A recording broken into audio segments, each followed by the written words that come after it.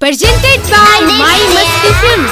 Recording Vasudevpur Chandel चंदन सलहा चंदन सलहा चंदन सलहा चंदन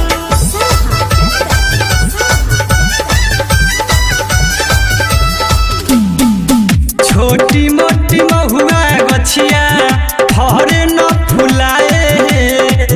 छोटी मोटी महुआ गछिया फरे न फुलाए। से नदिया मुड़ी रे सेहू गछिया सुखियो न जाए। से नदिया मुड़ी रे सेहू गछिया सुखियो न जाए। से नदिया मुड़ी रे सेहू गछिया सुखियो न जाए। छोटी मोटी महुआ गछिया फरे न फुलाए हे। छोटी मोटी महुआ गछिया फरे न फुलाए। से नदिया मोड़ी रे सेहू गछिया सुखियो न जाए। से नदिया मोड़ी रे सेहू गछिया सुखियो न जाए। से नदिया मोड़ी रे सेहू गछिया सुखियो न जाए।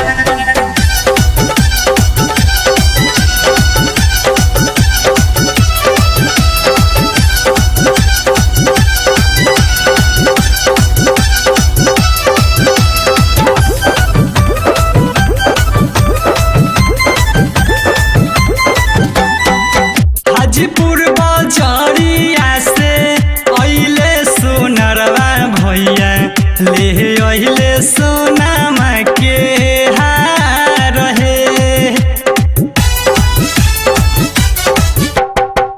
जरुआ बाजारिया से लालियो ठलाली लैले।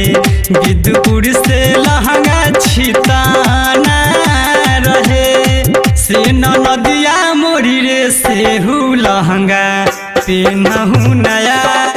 से नदिया मोड़ी रे सेहू लहंगा पेनहु नया। से नदिया मोड़ी रे सेहू गछिया सुखियो न जाए।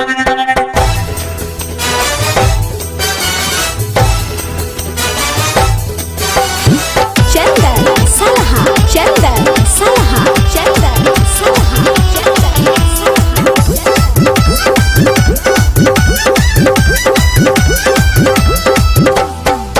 पटोरी बाजारिया से अइहे बजनिया भैया न जाने जइहे कवने ओ रहे। मिर्जापुर नगरिया में अइले बजनिया भैया। डीजे चंदन देखी भैले खुश हे।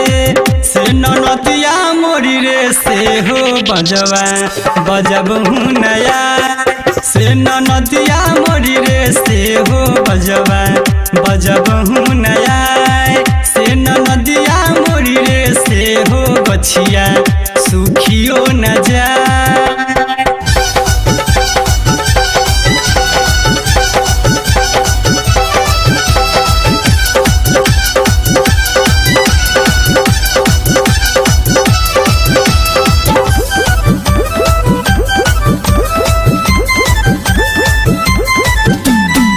लाभापुर बाजारिया से अइले चूड़ीहार भैया ले ले अइले चूड़ी चमकदार हे। मिर्जापुर से आइल बारे देवरा राजकुमार करे लागले से जिया पजंग हे। से नदिया मोड़ी रे सेहू देवरा बाहर खूब खेलार। से नदिया मोड़ी रे राजकुमार बाहर खूब खेलार। से नदिया मोड़ी रे सेहू गछिया